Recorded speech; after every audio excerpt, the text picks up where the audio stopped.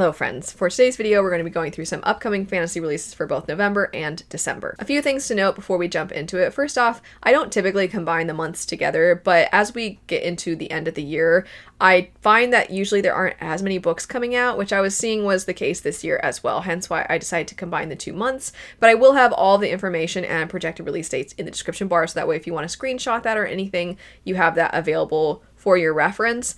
Also, I am over on my Instagram starting to do releases of the week. So whereas this is letting you know about things in advance, over there you'll have the reminder in case you want to put it on your TBR or you want to check it out from your library, or if you just like having that reminder of, oh yeah, that's coming out this week, then I'll have my Instagram linked as well. And then third, I'm going to be doing this in the same style I've been doing the last few months, which is where I just kind of rapid fire let you know about some sequels that are coming out, because I figure we don't need to go as in depth with sequels. If you're already aware of the first one, you don't need to know about the second one. It's just good to have the release date in your head and have that reminder. And then from there, we'll go into books that are either debuts or first in series. And for those, we will go a little bit more in depth with the synopses. All that said, jumping into it officially and starting with the sequels, there are quite a few sequels that are coming out in November and December. We have The Burning Queen, Empire of Dawn, Witchlight, Daughter of the Otherworld, The Strength of the Few, which I know so many of you are excited about, Brigands and Breadknives, which I felt like this was not on my radar soon enough. This is another work by Travis Baldree, so I'm excited for that one. Shadows Upon Time, as well as This Brutal Moon. The exact projected release dates as well as pre-order links for all of these will be in the description bar, but those are all projected to be released for November and only one of them actually for December. So there's a lot of sequels coming out before the end of the year. Now on to some other releases though, and kicking it off we have The King Must Die. This one sounds like it's kind of a cool blend of science fiction and fantasy, which I'm really excited about because sci fantasy I feel has such a great opportunity for really interesting world building. But the synopsis for this one says, Fenn's world is crumbling. New Earth, a once promising planet gifted by the all-powerful alien makers, now suffers from failed terraforming, leaving its people on the brink of collapse. Fenn has spent her life working as a mercenary bodyguard for a cunning magistrate, entangled in the politics of the empire that shattered her family. But then her fathers, her last remaining tethered to hope, are executed by the ruthless sovereign who marks Fenn for the same fate. With nothing left to lose, Fenn escapes with a single map and an old quarterstaff, embarking on a dangerous quest to seek out the last remnants of her parents' rebellion.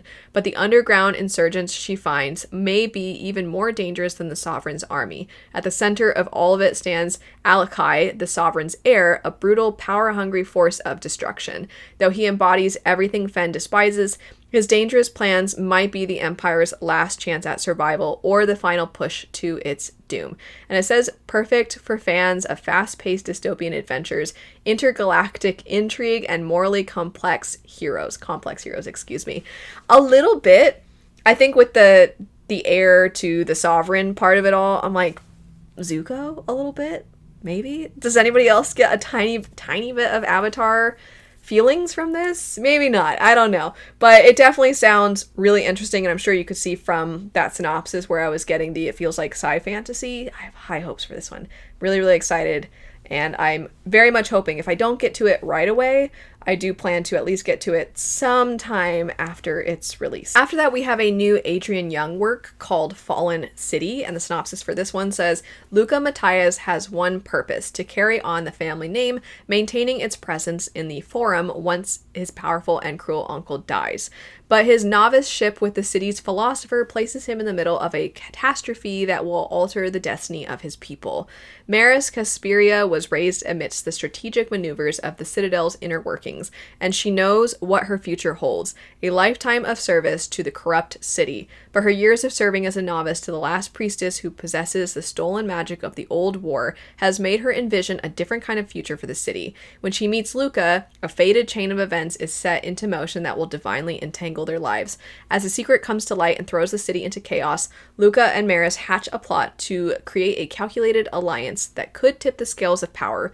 But when an execution forces Luca to become the symbol of rebellion, he and Maris are thrown onto opposite sides of a holy war. As their fates diverge, they learn they are at the center of a story that gods are writing, and even if they can find their way back to each other, there may be nothing left. I didn't see comp titles for this one, so just based off that synopsis alone, there are pieces of it that remind me a little bit of Divine Rivals, and there's pieces of it that remind me a little bit of the Aurelian Cycle. Whether or not it will actually feel like that upon reading, I'm not sure. And I've mentioned before that Adrienne Young's works always sound interesting to me. I just have yet to find the one that I feel like really clicks, and I'm hoping it's this one, because I think maybe part of what sometimes keeps things from clicking is the worlds themselves, because at least some of the ones I've picked up, they tend to feel a little bit more like contemporary fantasy, or at the very least, they don't have as extravagant of world building. And a lot of times the atmosphere is exceptional, and I think that the feelings that the author is able to create are present. I just end up not being as invested as I want to be, and maybe it is going to be different with this one. And I want to be very clear, I'm by no means saying that the author isn't good at what they do, because I think it's not you, it's me situation with this author's work, but this is the one that I'm hoping I can be like, actually, it's no one. These work for me. This works for me. I hope, anyway. After that, we have the House Saphir. I'm just going to read a very brief shortened synopsis rather than the full thing, because I think the shortened synopsis actually conveys enough and does its job, and I actually like when that happens, because then you don't feel like you have too much information. So this is actually by Marissa Meyer, which a lot of people I'm sure are familiar with this author, but if you're not, she wrote the Lunar Chronicles as well as Heartless, and there's another sci-fi series she's written as well. So she's a pretty well-known name. And this one, it says, weaves the tale of Bluebeard as it's never been told before, that it's a thrilling romantasy and murder mystery. And then it's funny because it says perfect for fans of Cinder and Heartless, so I'm like, so just perfect for fans of this author. But it seems like it's going to be a Bluebeard retelling, which is not that common. And I do think that we have seen a lot of the retelling hoopla that was happening for a while. It's kind of simmered down. And I am not necessarily opposed to retellings, especially when they're of stories that don't get retold all that often, So I'm curious to see if this one, if it's going to get some wind under its sails, gain some popularity, and maybe I'll check it out and see what I think of it as well. For this next one, I am once again only going to be reading the shortened synopsis, because I actually personally don't want to know too much more, and I think that it already sounds so intriguing just from the little bit. And it's called Slow Gods. It says it's the galaxy-spanning tale of one man's impossible life charted against the fate of humanity amongst the stars, a powerfully imaginative space opera from multi-award-winning author Claire North, perfect for fans of A Memory Called Empire and The Vanished Birds.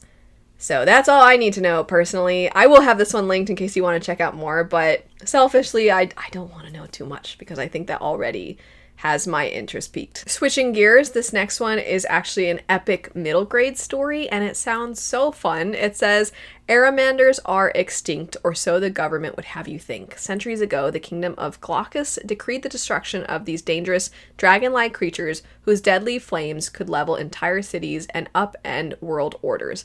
But when 12-year-old Eva Alexander, a wealthy chemistry student in the city of Port Town, walks into a fashionable department store and walks out accidentally with the world's last Aramander egg, everything changes. Suddenly, Eva is the target of unwanted attention, including from the Thieves Union, a mysterious organization with a rebellious streak and fingers in every pie in Port Town. The Union orders its youngest member, the orphaned dairy delivery boy Dusty Saint Ichabod, to steal the egg from Eva, which is far easier said than done. When Eva and Dusty meet one autumn night under extraordinary circumstances, an epic game of cat and mouse unfolds across the kingdom. Initially at odds, the unlikely pair must come together to navigate a maze of sinister crime syndicates, elite boarding schools, and an incredibly slow getaway pony named Gord, all while fighting to keep the egg out of the hands of power-hungry Parnassus, director of the Kingdom of Secrets. As the duo races against time, their fates and that of the world are at stake, because there's one question no one dares ask: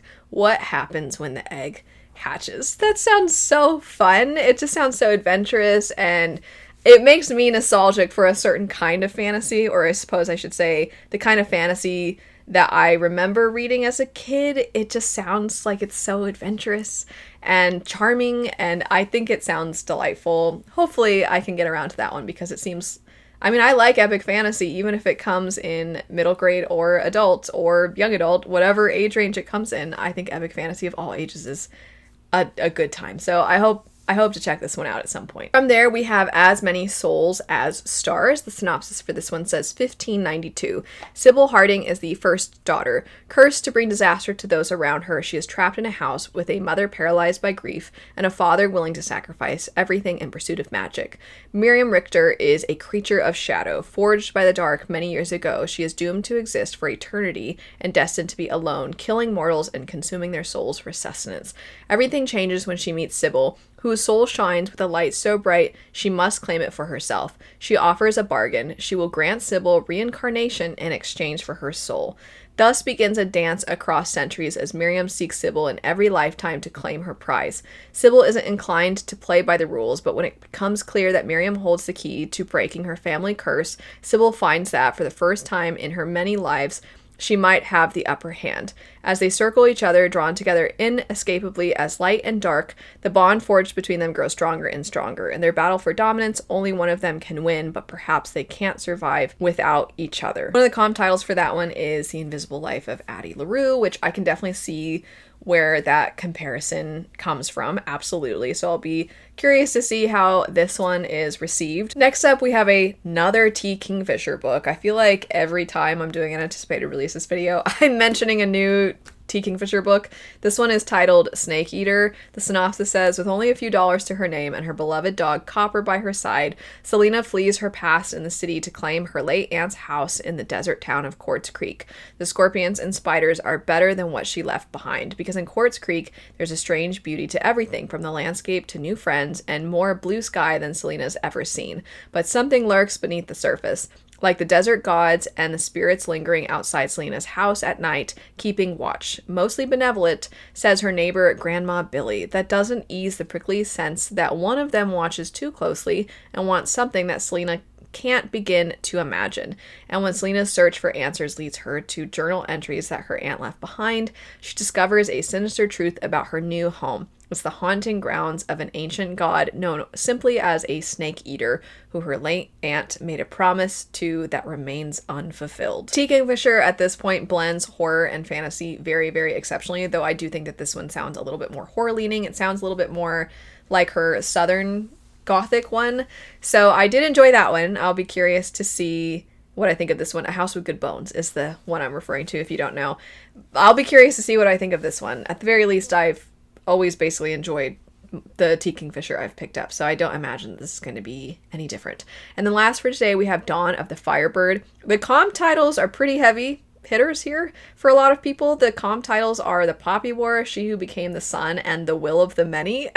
Those are very popular and well-liked by a lot of people. The synopsis says, Camila Zarzad's life has been built on the foundation of violence and vengeance. Every home she's known has been destroyed by war. As the daughter of the Emperor's clan, she spent her childhood training to maintain his throne, but when her clansmen are assassinated by another rival empire, plans change. With her heavenly magic of Nur, Camila is a weapon even enemies would wield, especially those in the magical, scholarless city of Zaskar. Hiding her identity, Camila joins the enemy's army school full of jinn, magic, and martial arts, risking it all to topple her adversaries, avenge her clan, and reclaim her throne. To survive, she studies under cutthroat mystic monks and battles in a series of contests to outmaneuver her fellow soldiers. She must win at all costs, even if it means embracing the darkness lurking inside her. But the more she excels, the more she is faced with history that contradicts her father's teachings.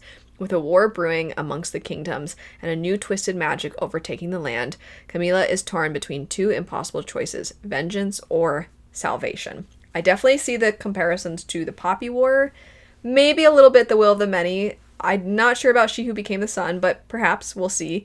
But I'm very curious about that one. It sounds like it has certain pieces of it that are familiar to other things, but also other aspects to it that seem like they are going to combine things together in a way that we haven't seen, or at least that's my hope. But that's it for some anticipated releases for November and December. If you are interested in checking any of these out, I'll have links in the description bar down below. Let me know if there's any that I missed, so feel free to shout from the rooftops about those. Thanks so much for watching. I hope you have a great rest of your day, and I'll see you later.